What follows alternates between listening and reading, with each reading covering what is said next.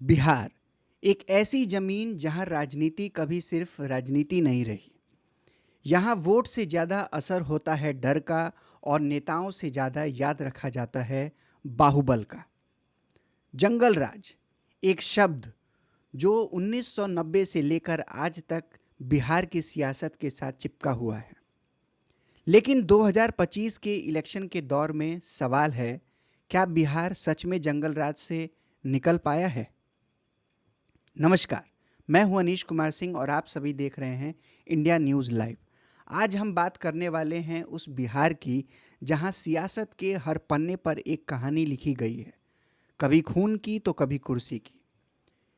इस वीडियो में हम समझेंगे कैसे मोकामा के एक मर्डर ने बिहार के बाहुबली राजनीति को फिर से जिंदा कर दिया, कैसे यूपी के सीएम योगी आदित्यनाथ ने सिवान में आके आरजेडी के खानदानी माफिया पर निशाना साधकर पुराने जंगल राज वर्सेस सुशासन नैरेटिव को दोबारा चालू कर दिया, और कैसे शहाबुद्दीन जैसे नाम जो एक दौर में डर का प्रतीक था, आज भी बिहार की राजनीति के डीएनए में बसा हुआ है। हम देखेंगे कि नीतीश कुमार के सुशासन के 2 दशक बाद भी कैसे बाहुबली नेता अभी भी टिकट पा रहे हैं और वोटर्स के लिए रक्षक और दबंग दोनों बने हुए हैं। और सबसे आखिर में हम ये समझेंगे कि क्या बिहार इस इलेक्शन में अपने पुराने दौर के सच से निकल पाएगा, या जंगल राज बस अपना चेहरा बदलकर वापस आ गया है। तो बने रहिए इस पूरे वीडियो के साथ, क्योंकि ये सिर्फ एक क्राइम या इलेक्शन की कहानी नहीं है, ये बिहार के भविष्य का फैसला है। 2 राजनीतिक दलों के कॉन्वॉय एक चौराहे पर टकरा गए, टक्कर हुई, गोलियां चली और एक बाहुबली जमीन पर गिरकर मर गए। इस तरह बिहार के सबसे असंतुलित क्षेत्रों में से एक मोकामा में अपराध, राजनीति और बाहुबली की कहानी एक नया अध्याय लिख गई।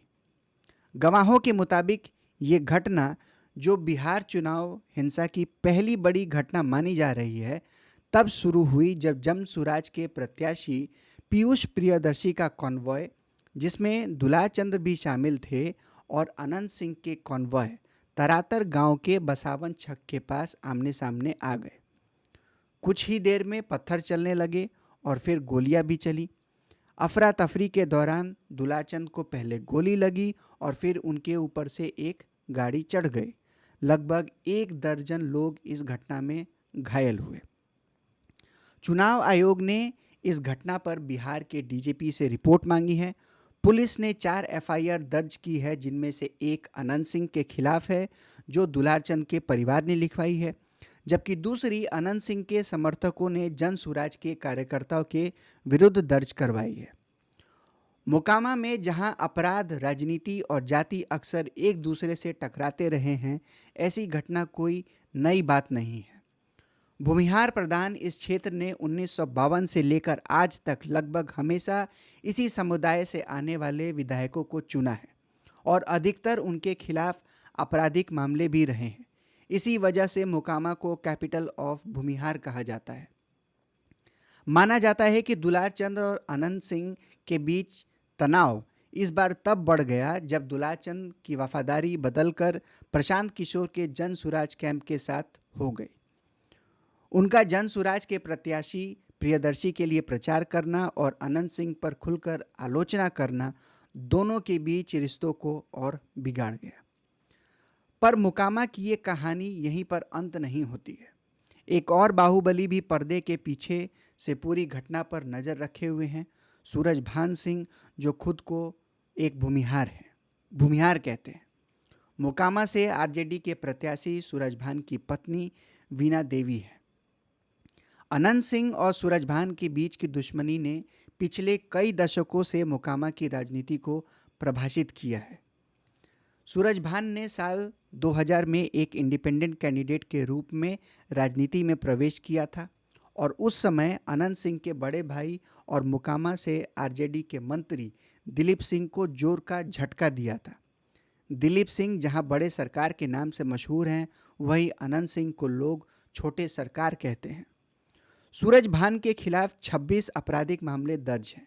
इनमें कई हाई प्रोफाइल हत्या के मामले भी शामिल हैं, जैसे 1952 की एक हत्या और 98 में पूर्व मंत्री ब्रिज बिहारी प्रसाद की हत्या। इन दोनों में सूरज भान को पटना हाई कोर्ट ने 2014 में और सुप्रीम कोर्ट ने 2024 में बरी कर दिया। तो दूसरी तरफ 2015 में अनंत सिंह को एक किडनैपिंग और मर्डर के केस में गिरफ्तार किया गया था। उनकी गिरफ्तारी के लिए पुलिस ने लगभग 500 जवानों और एंटी रायट गाड़ियों के साथ उनके घर पर छापा मारा था। छापे में हथियार, बुलेट प्रूफ जैकेट और खून लगे कपड़े बरामद होने की खबर मिली थी। 2019 में एक और पुलिस छापे में उनके घर से AK-47 राइफल, ग्रेनेड और कार्ट्रिजेज मिले। 2020 के चुनाव के दौरान जब उन्होंने मोकामा से चुनाव लड़ा और जीते, अपने एफिडेविट में उन्होंने 38 मामले दर्ज करवाए थे, लेकिन आधिकारिक रिकॉर्ड के मुताबिक 1979 से उनके खिलाफ 50 से ज़्यादा केस रहे हैं। 2022 में उन्हें अनलॉफुल एक्टिविटीज़ प्रिवेंशन एक्ट यानी कि UAPA के तहत दोषी ठहराया गया और 10 साल की सज़ा सुनाई गई। इसके बाद उनकी विधानसभा से सदस्यता रद्द कर दी गई। तब उनकी पत्नी नीलम देवी ने RJD के टिकट पर 2022 के बाईपोल में चुनाव लड़ा और जीत गई। बाद में माना गया कि 2024 के फ्लोर टेस्ट में उन्होंने नीतीश कुमार के पक्ष में क्रॉस वोटिंग की।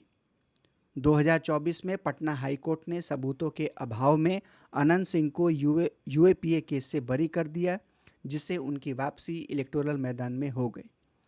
तो ये कहा जा सकता है कि मोकामा में सिर्फ एक मर्डर नहीं हुआ, ये एक पैटर्न का कंटिन्यूएशन है। बिहार में पावर और मसल कभी अलग नहीं हुए।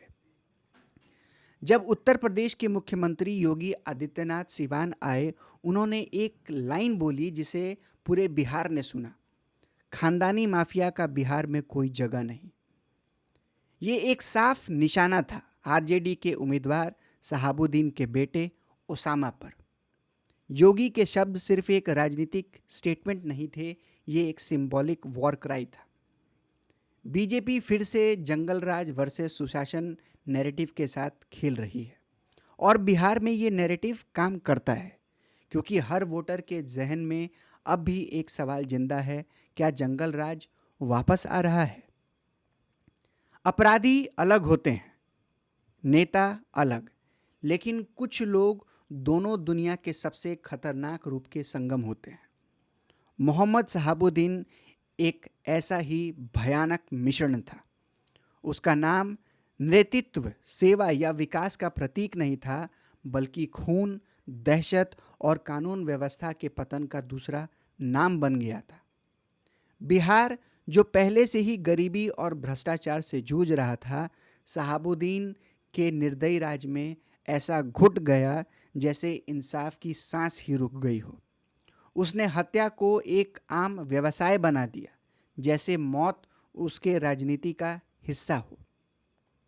ये कहानी किसी नायक की नहीं है, ये हमें रिमाइंड कराता है कि जब संस्थाएं डर जाती हैं और लोकतंत्र बाहुबल के आगे झुक जाता है, तब अपराध राजनीति को अंदर तक जहरीला कर देती है। शहाबुद्दीन ने अपनी पहचान कभी योग्यता, दृष्टि या जन सेवा से नहीं बनाई।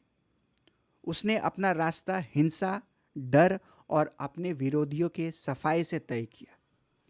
सिवान जो कभी डॉक्टर राजेंद्र प्रसाद के नाम से जाना जाता था, शहाबुद्दीन के राज में दहशत का दूसरा नाम बन गया।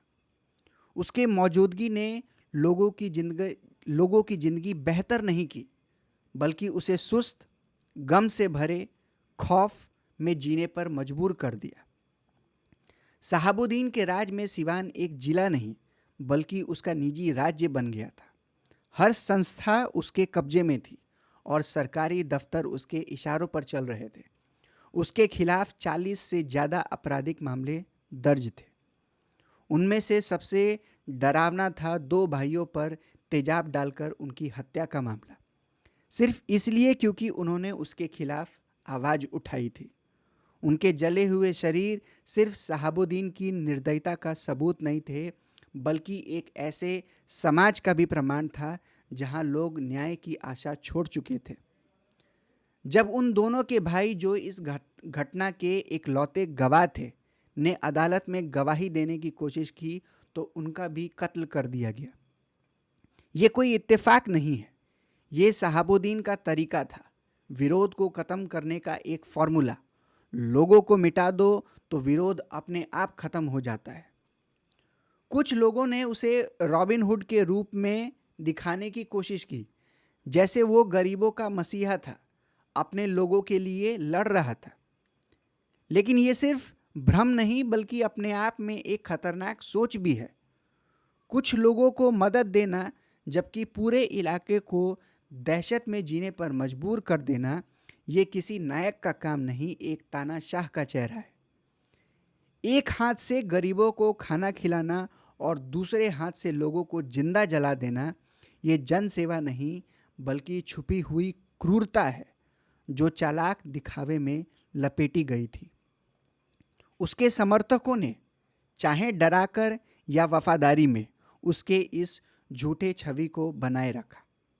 लेकिन जिन परिवारों के घर उसने उजाड़ दिए, उनके जख्म ही इस कहानी के असली गवाह हैं।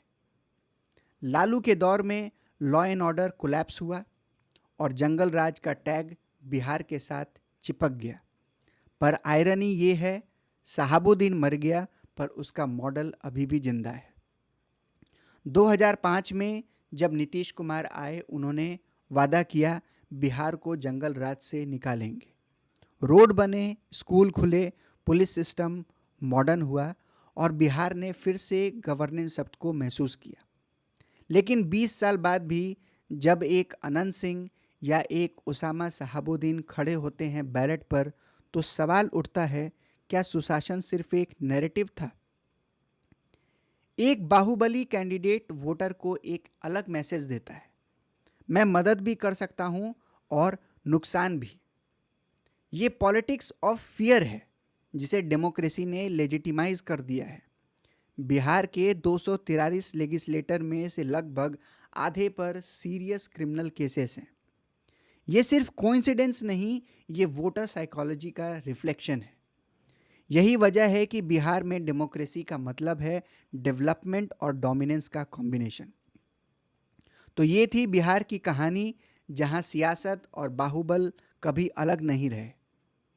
मोकामा से सिवान तक, अनंत सिंह से ओसामा शहाबुद्दीन तक और सुशासन से जंगल राज तक, सब एक ही दौर के अलग रंग हैं।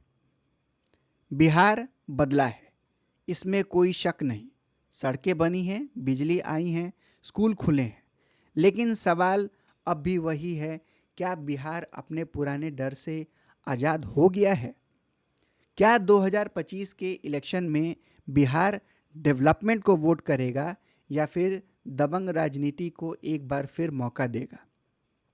आप सभी क्या सोचते हैं? कमेंट में बताएं। ये था आज का एनालिसिस। अगर आपको ये एनालिसिस पसंद आया हो तो वीडियो को लाइक, शेयर और चैनल को सब्सक्राइब करें, ताकि असली ग्राउंड लेवल पॉलिटिकल एनालिसिस हर व्यूअर तक पहुंच सके। मिलते हैं अगले वीडियो में। जय हिंद, जय भारत और हाँ, बिहार फर्स्ट।